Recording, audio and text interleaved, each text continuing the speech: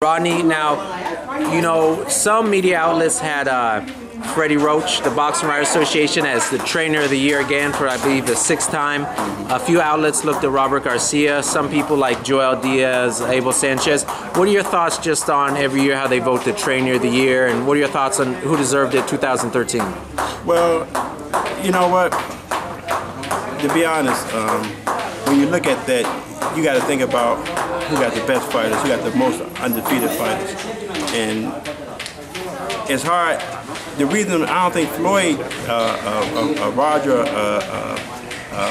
Sr. get it, because Floyd's such a motivator himself, you know. I mean, because when I look at that, I'm looking at who's the best fighter in the world. Then you think about Floyd, but then you see that they are sharing that responsibility.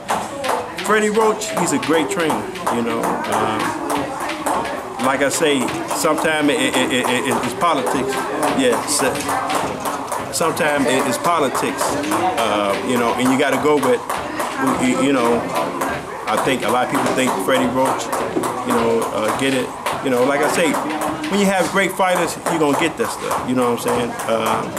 And Robert Garcia got a handful of great fighters, you know. I mean, I think it's time I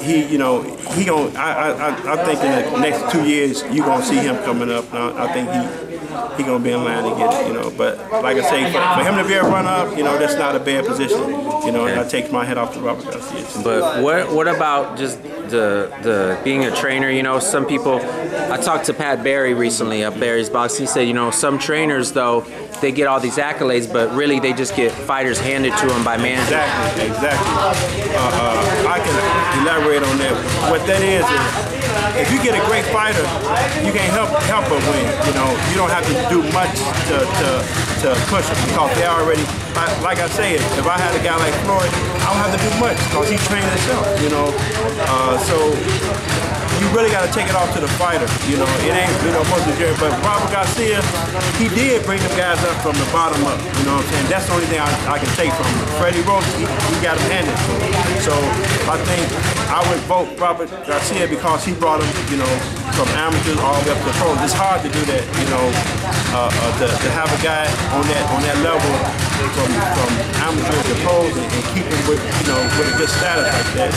But like I mean, Freddie Roach, he's a good trainer, and you know, like I say, he got a gift. You know, he can take, you know, an okay fighter and turn him to a super fighter. Cause you know, Pacquiao was an okay fighter, but he did take Pacquiao to superstar. So you gotta take your head off to Freddie Roach on that too. You know, like, but I respect the trainer that started the guy from the bottom on up. You know what I'm saying? What's the hardest part of being a trainer?